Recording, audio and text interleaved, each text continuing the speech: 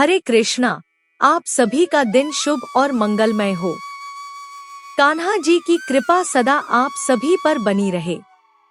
आज सुनिए वैशाख मास महात्म्य में आगे की कथा।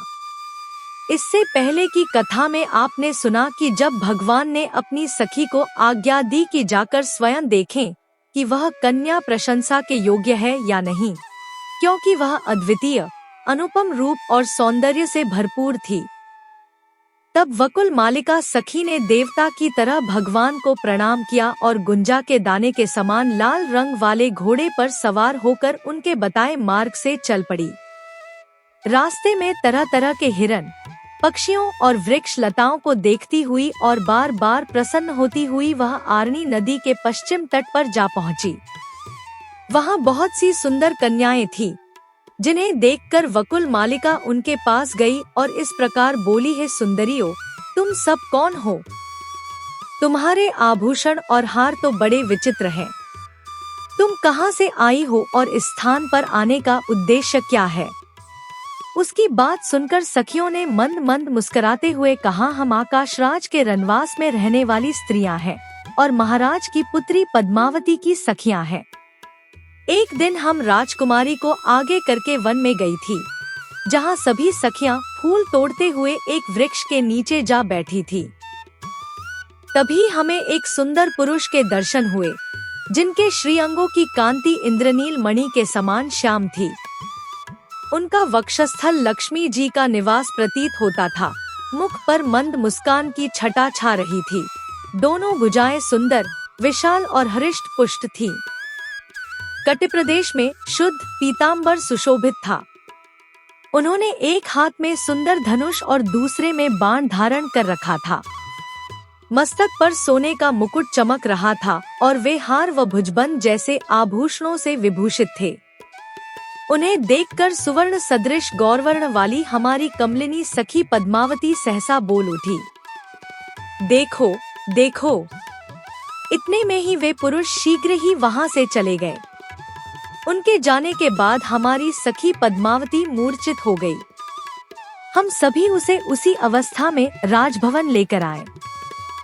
पुत्री की ऐसी अवस्था देखकर महाराज ने ज्योतिषियों से पूछा, हे विप्रवर, मेरी पुत्री की गृहच्छा का फल बताइए। तब बृहस्पति जी के समान विद्वान ब्राह्मण ने मन ही मन सभी ग्रहों का विचार कर कहा, राजन, कोई उत्तम पुरुष आपकी कन्या के पास आया था, उसी को देखकर राजकुमारी मूर्छित हुई है। उसी के साथ पद्मावती का विवाह होगा। राजा से ऐसा कहकर ज्योतिषी अपने घर चले गए। तब आकाशराज ने वैदिक ब्राह्मणों को बुलाकर आदर पूर्वक कहा, ब्राह्मणों, आप सभी देव मंदिर जाकर वेद मंत्रों के साथ शंकर जी का महाअभिषेक कीजिए। उन्हें ऐसा आदेश देकर महाराज ने फिर हमें बुलाया और इस प्रकार कहा, कन्याओं, तुम भगवान के महाअभिषेक के लिए आवश्यक सामग्री जुटाओ। राजा की इस आज्ञा को पाकर हम सभी सखियां देव मंदिर में आई हैं। हे शुभे, अब तुम भी अपना परिचय दो। तुम कहां से आई हो और किस कार्य के लिए यहाँ आई हो, या फिर कहीं और जाने का विचार है? तुम्हें देखकर लगता है कि तुम इस दिव्य घोड़े पर सवार होकर देवलोक से आई हो। सखियों के इस प्रकार पूछने पर वकुल मालिका को बड़ा आनंद हुआ। उसने मधुर वाणी में कहा, मैं वेंकटचल से इस घोड़े पर सवार होकर आई हूँ और महारानी धरणी देवी से मिलना चाहती हूँ। क्या राजभवन में महारानी के दर्शन हो सकते हैं? उसकी यह बात सुनकर उन कन्याओं ने कहा, शुभे, तुम हमारे साथ चलो, तुम धरणी देवी का दर्शन कर सकती हो। तब वकुल मालिका उन कन्याओं के साथ राजभवन में गई। उधर धरणी देवी ने अंतःपुर में जाकर अपनी पुत्री से कहा, बेटी, मैं तुम्हारे लिए क्या करूं? तुम्हें कौन सी वस्तु प्रिय लगती है?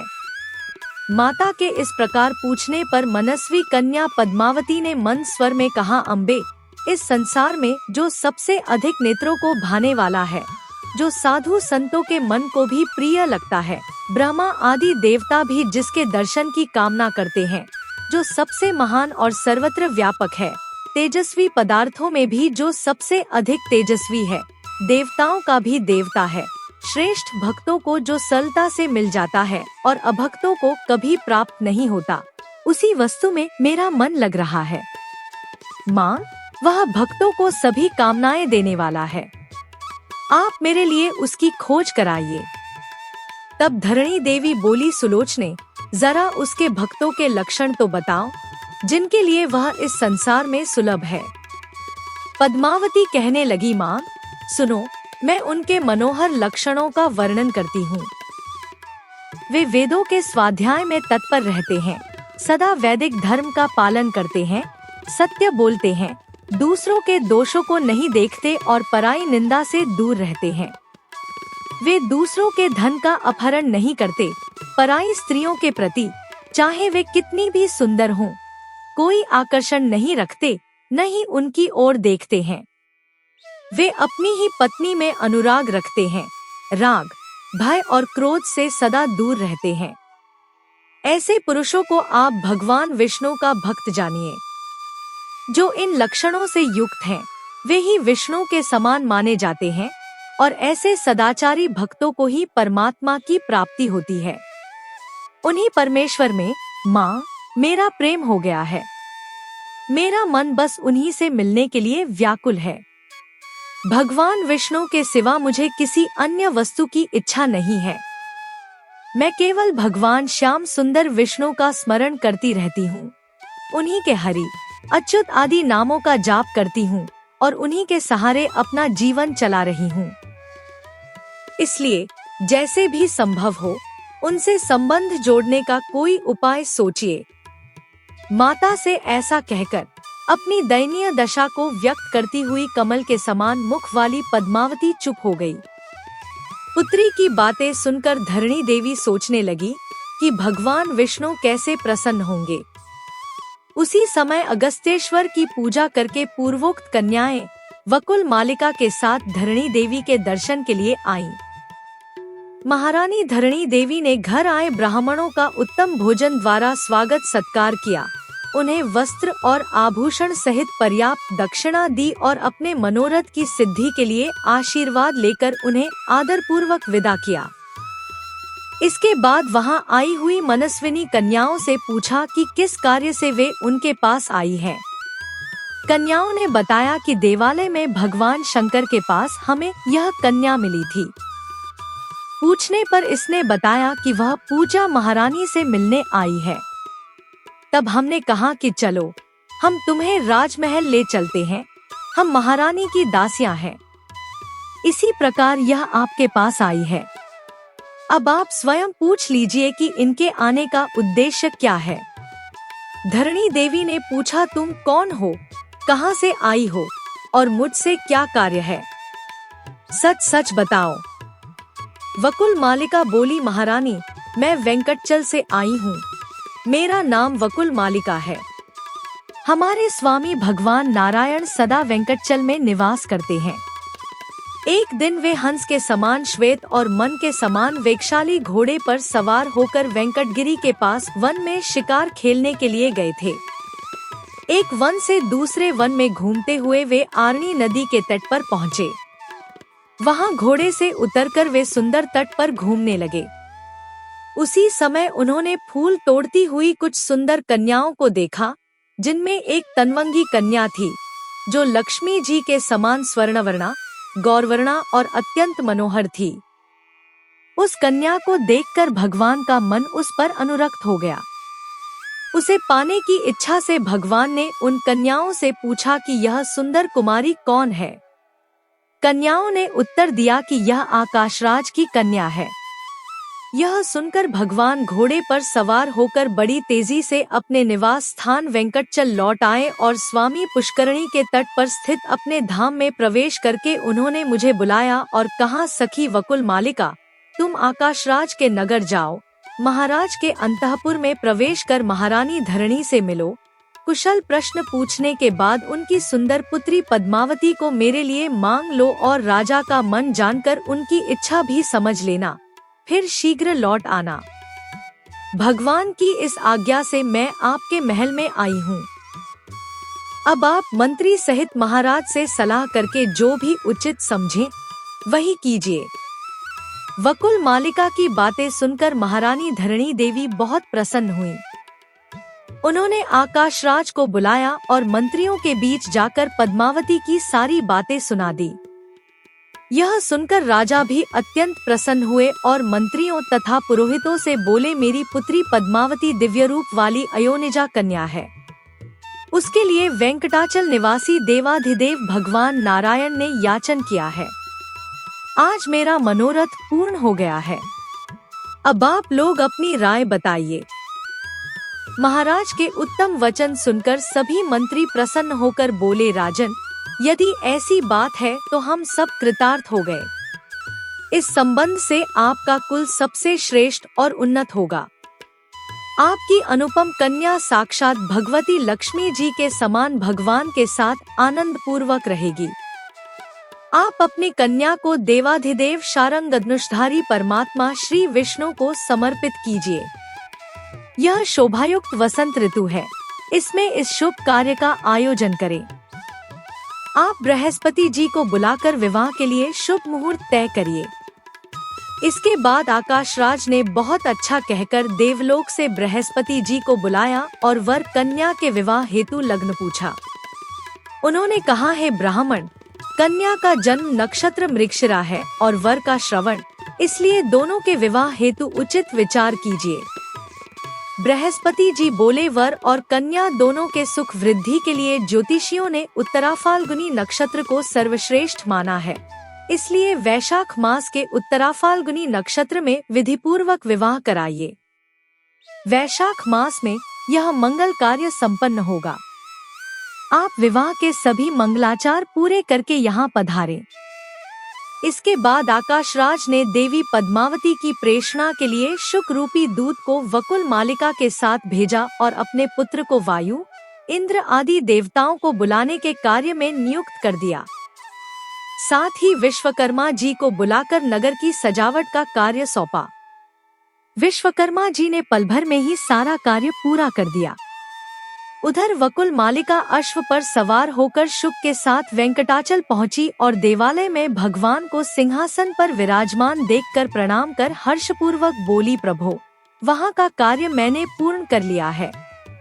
विवाह के लिए शुभ समाचार देने हेतु यह शुक भी मेरे साथ आया है।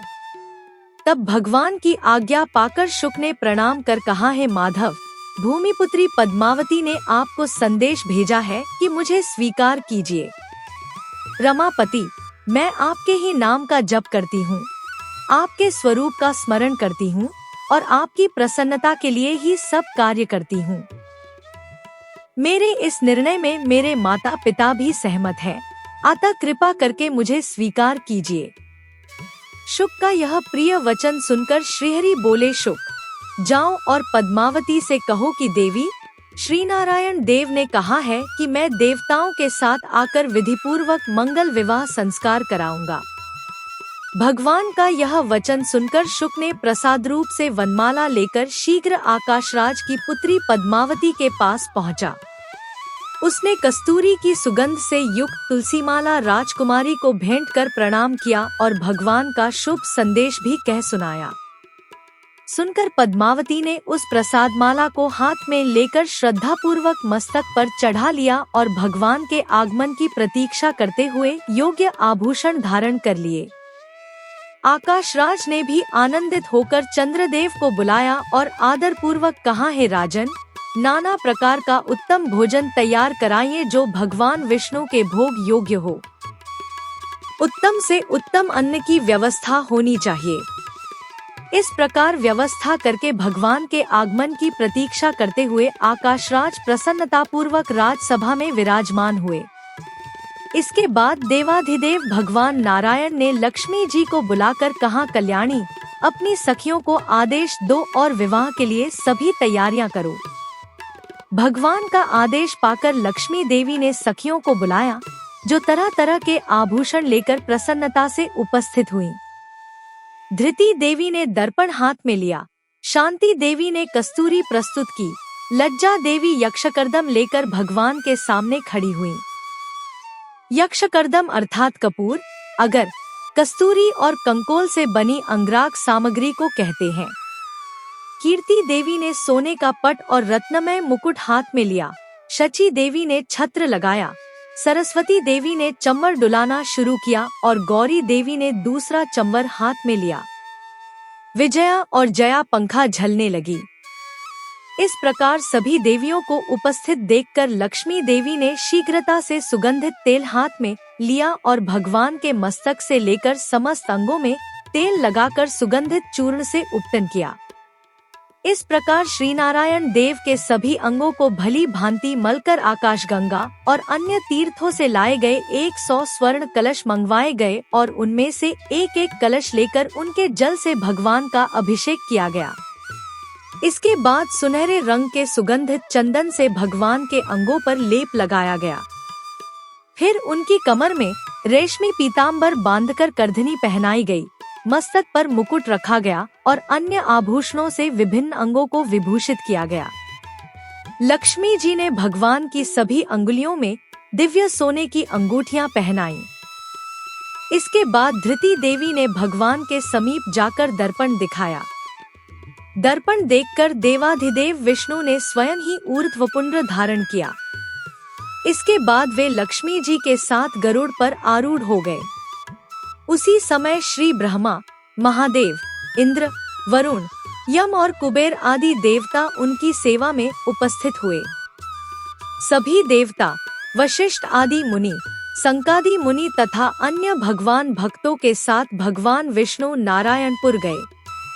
उस समय भगवान के समीप देवताओं के नगाड़े बजने लगे और मुनिगण वेद मंत्रों का जाप करते हुए भगवान के पीछे पीछे चल रहे थे।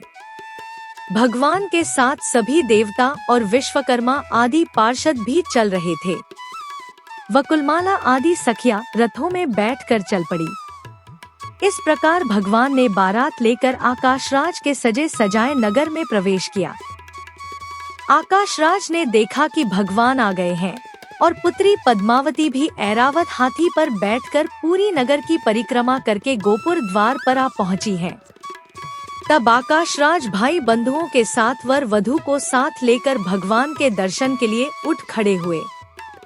भगवान ने अपने गले की वनमाला हाथ में लेकर पद्मावती के गले में डाल दी और पद्मावती ने बेला के फूलों का गजरा भगवान के गले में पहना दिया। इसके बाद वे दोनों सवारी से उतर गए और थोड़ी देर पीढ़े पर खड़े रहने के बाद सुंदर गृह में प्रवेश किया। उनके साथ ब्रह्मा आदि देवताओं का समुदाय भी था। ब्रह्मा जी ने अंकुरारोपण से लेकर मंगलसूत्र बंधन और लाजहोम तक की सभी वैवाहिक विधियां संपन्न कराईं।